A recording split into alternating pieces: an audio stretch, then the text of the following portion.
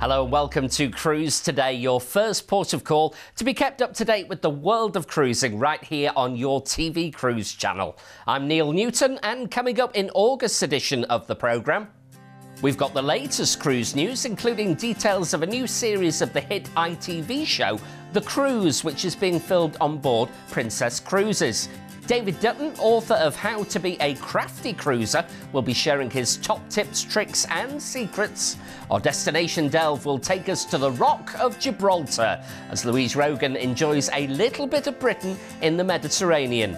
Plus, with reports that Ed Sheeran was spotted recently on board the Queen Mary 2, we found out which famous faces you've bumped into on the high seas.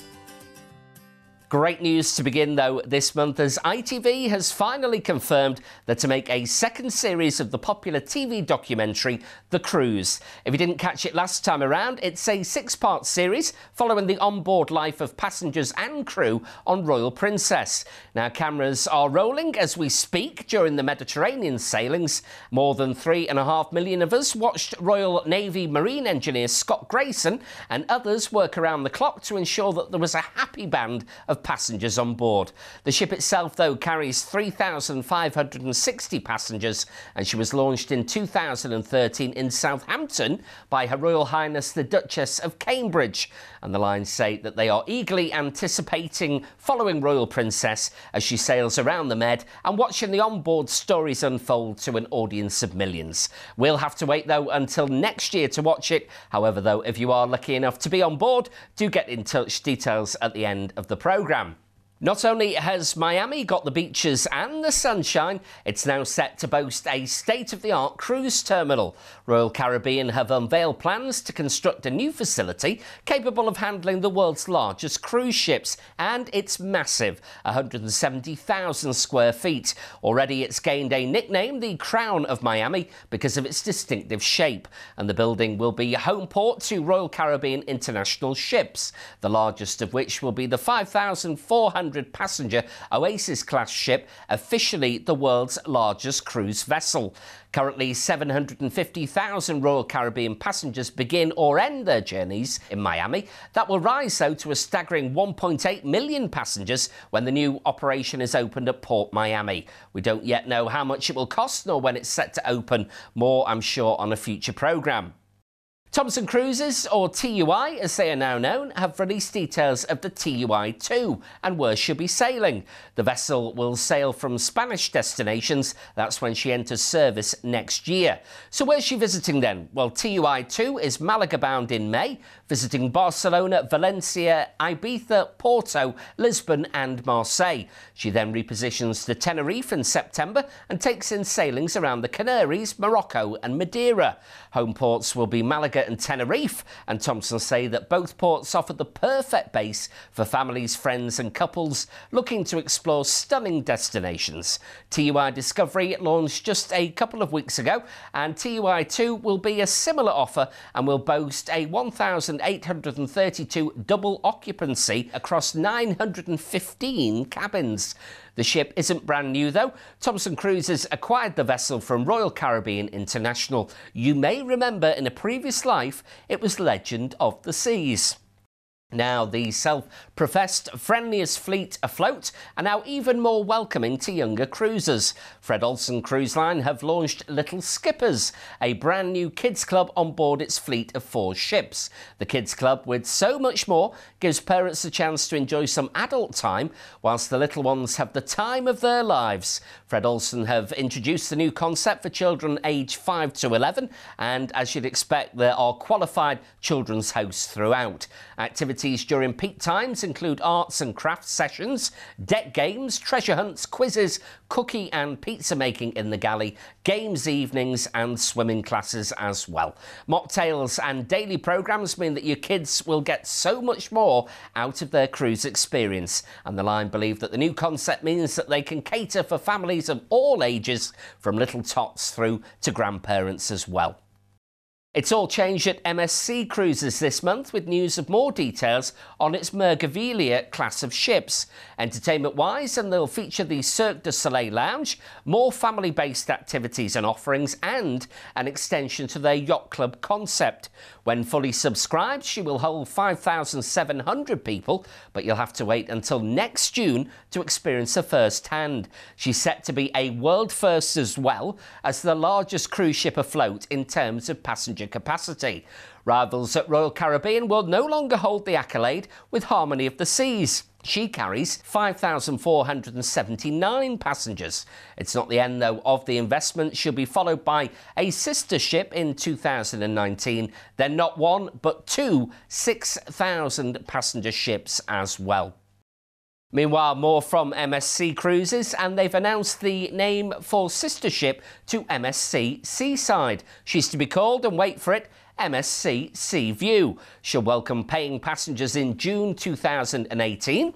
The 5,179 passenger ship will home port in the med ports of Genoa, Marseille and Barcelona. There's also a third ship in the planning, scheduled for delivery in 2021. MSC Seaside will launch in December 2017 in Miami, where it will home port there and offer Caribbean cruises. With that in mind, there's a Miami beach feel with a special condo. This means, though, that she'll have the highest ratio of outdoor space per guest at sea. There's also a 360-degree promenade with glass balustrades, and there's also more space to eat and drink.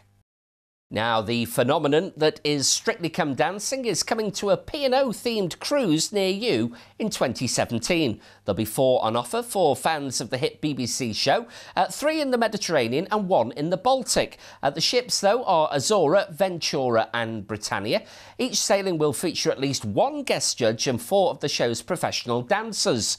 Any wannabe dancers, though, will be able to mingle with them on board and even learn a few moves. And as part of the holiday, there'll be Strictly interviews, meet and greet events and a chance for photographs and the signing of autographs as well.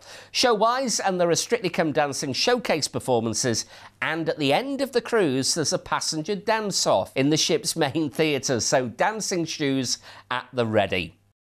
The world's oldest ocean-going passenger vessel, the Astoria, is to leave cruise and maritime voyages. It's been announced that the 550-passenger ship will leave the British Lines fleet in 2017.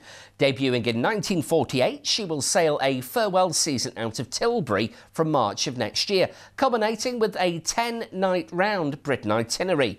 Astoria isn't destined for the scrapyard, though, anything but, as she'll be sailing under charter with the French cruise line Rivage du Monde. CMV will also add P&O Cruises Australia's Pacific Pearl, renamed Columbus, to its fleet in June, and she joins other favourites such as Marco Polo and Magellan.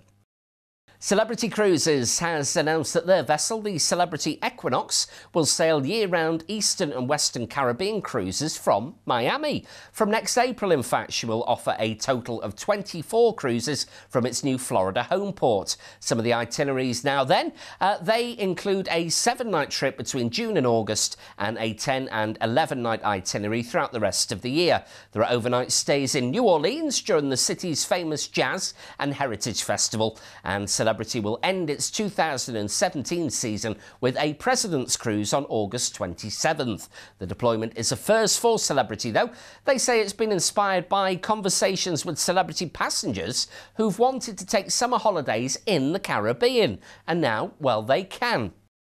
Let's talk luxury cruises now, and starting next March, Silversea will offer 2 new 7-night Galapagos itineraries. It's one for the nature lovers, as it's been approved by the Galapagos National Parks Service. On board there will be just 100 guests in all-suite accommodation.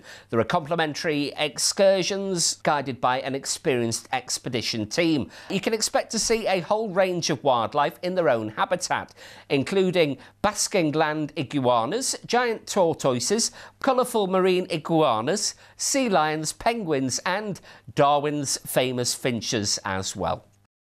Now, later in the programme, I'll be asking you what famous people you've met and bumped into on a cruise ship. The reason I ask, though, is that chart topper Ed Sheeran has reportedly been writing his new album on a cruise ship. Newspaper reports here in the UK have suggested that he's been aboard the Queen Mary 2 ocean liner to pen some new material. The ginger guitar player locked himself away to write songs for his hotly anticipated third studio album. And according to the Daily Mirror, whilst aboard, he requested a meeting room, so they found him a basic windowless crew room in the bowels of the ship, and he spent the entire week locked away writing. Looking forward to hearing more about that. You can get in touch and share your views on the stories we're covering this month. You can find us on Facebook and Twitter. Just search TV Cruise Channel, and we'd love to hear from you. Still to come on the programme, David Dutton will be here to teach us how to be a crafty cruiser. Plus, we hear what celebrities you've spotted on board. Cruise Today is back after this very quick break.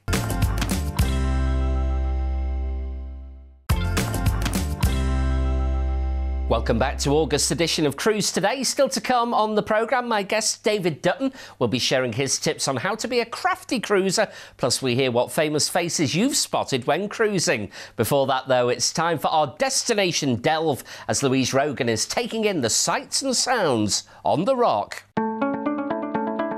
Known as the key to the Mediterranean, Gibraltar lies at the southern end of the Iberian Peninsula and boasts a stunning coastline, all year-round sunshine and exceptional panoramic views. As you sail into the port, you're greeted by the iconic Rock of Gibraltar. You can explore the underground tunnels and caves, climb the rock to see the magnificent views of the peninsula and beyond, explore the historical town, visit the Barbary Macs, or soak up the warm sunshine on one of Gibraltar's secluded beaches.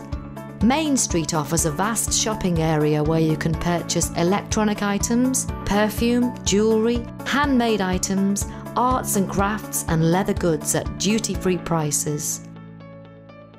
Thank you very much indeed, Louise. And Gibraltar, well, one of my favourite places ever. My little tip for you, spend an afternoon or an evening down at Ocean Village. Absolutely beautiful for the sunsets. It's gorgeous.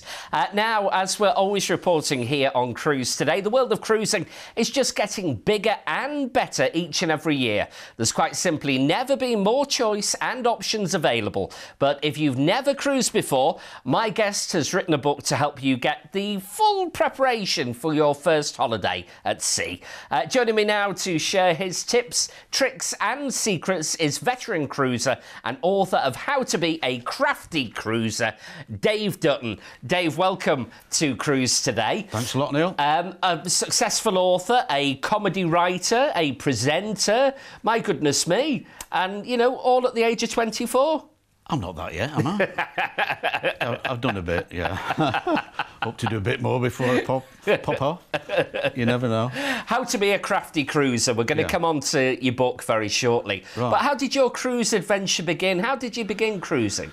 It's quite a few years ago. It was our silver wedding, my wife and I, Lynn, and we lived up in the Lake District then, and I popped into Lancaster to get her something and came away with a cruise. Right. I spotted it in a window and I thought, well, that looks interesting. Went in, had a chat, and we ended up on the old Arcadia, going around the Canary Islands, and took our son Gareth with us. He was about 10. Found we loved it, and hooked ever since, like a lot of people, yeah. How many cruises have you done, do you think? About 30, 31. Wow. Yeah. Any favourites? I think my favourite was going up the east coast of America from Philadelphia, New York, Boston, Quebec, right to the tip, Newfoundland. That was a fantastic cruise, yeah. I'd love to do that again. But any cruise is a good cruise.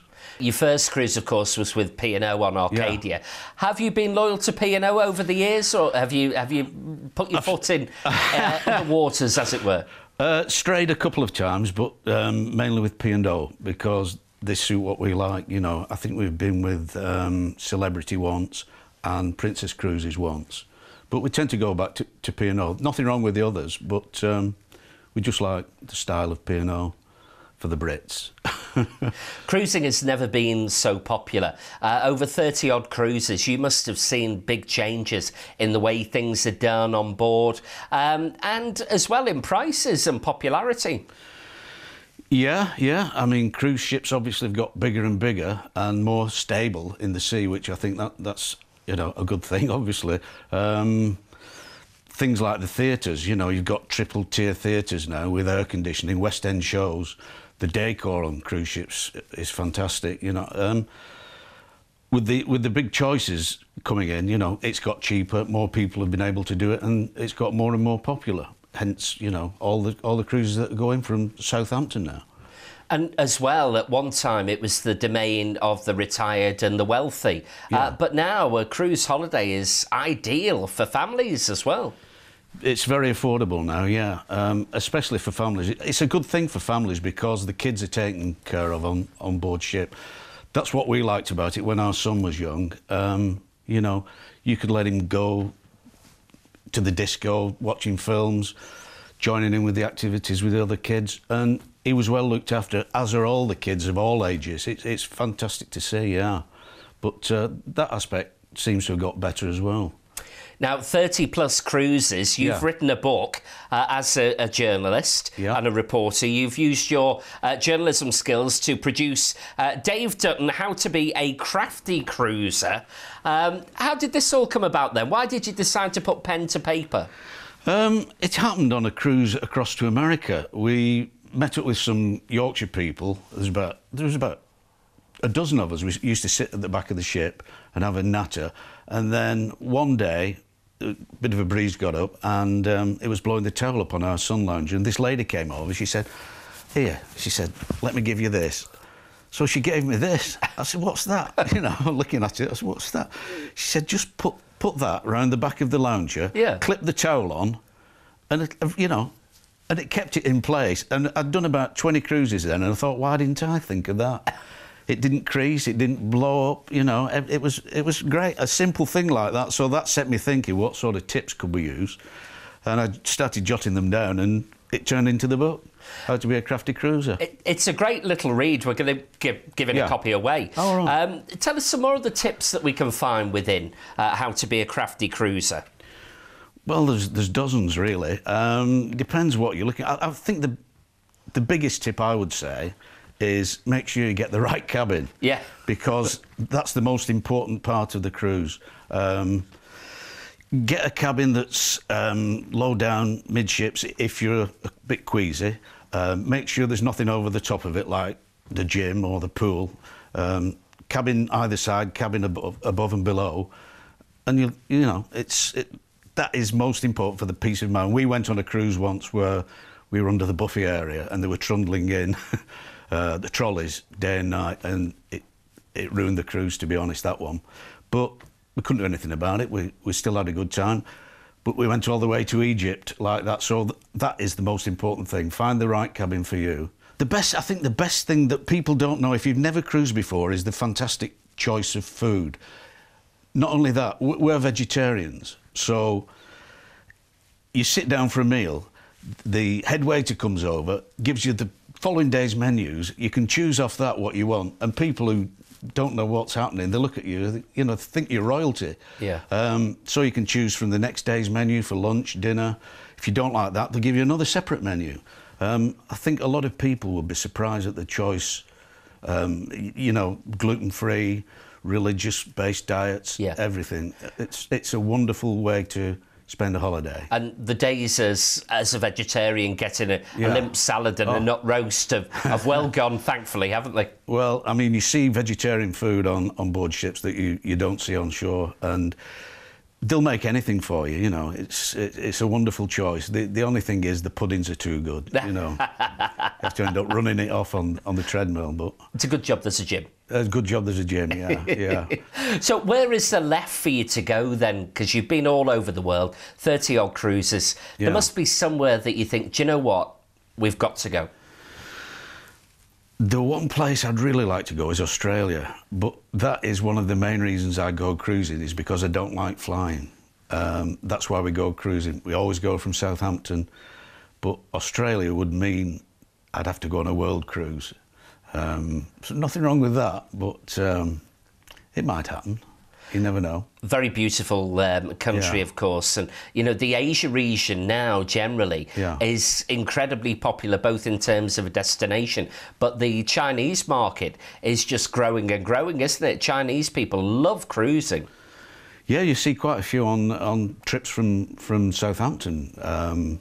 It seems to be more and more popular, and I think that's where the money is these days. So, yeah, they absolutely love it. Japanese people too. Another place I'd like to go is Alaska. Oh, yeah. I've heard so many good stories about Alaska. And so San Francisco down there. So, yeah, it's a world cruise. When you're away as a journalist, do Yeah. you keep up to date with social media? Do you tweet? Do you blog about your adventures? Because all the ships now have Wi-Fi, of course. Well, that's another big change. I think the first cruise we went on, there was nothing like the internet. I don't blog, but, you know, you're obviously looking at Facebook and Twitter and looking what's happening back home, which you shouldn't do, really. You should just relax and enjoy yourself. Yeah. But there's always emails to answer and stuff like that. That's another thing. That's another tip, actually. Once you're in port, follow the crew with the laptops under their arms. Yeah. They know where the free Wi-Fi is, you know. It's always a good sign, that. And they don't mind telling you, you know. Well, you are definitely a crafty cruiser. How to be a crafty cruiser by Dave Dutton. Dave, thank you very much indeed That's all, Neil. for coming in and sharing some of your cruise tips Thank you. with us. Thank you. And, well, for your chance to win a copy of David's handy guide, How to be a Crafty Cruiser, head online to our Facebook or Twitter page for all the details on how you can be in with a chance of winning. Now, as we reported earlier in the programme, music sensation Ed Sheeran was recently spotted on board Cunard's Queen Mary 2 on an eastbound transatlantic crossing from New York to Southampton. So here at Cruise Today, it got us wondering what other celebrities choose to cruise, and, well, lots of you got in touch with your famous finds on the ocean wave. Nick from Wales and Anne from Bristol have both spotted soap legend Liz Dawn, who of course played Vera Duckworth in Coronation Street. That was on a P&O cruise. It was bullseye all the way with Royal Caribbean as Debbie from Fife saw Jim Bowen back in 2008 on board the Independence of the Seas. Karen from Staffordshire was enjoying some puppy love when she bumped into Donny Osmond on her Disney cruise. Sue from Workington is a right celeb spotter. She says she's seen Jeffrey Archer, the author, on Cunard voyages. And finally, back to the cobbles of Soapland as Margaret Gibson had a curry fest on board the Cunard Countess when she spotted none other than Kevin Kennedy and Sherry Hewson, who of course played Curly Watts and Maureen Holdsworth. And that's a wrap on this month's edition of Cruise Today. Do stay tuned to TV Cruise Channel here on Sky 261. There's lots more on the way. And I'll see you again very soon. Bye for now.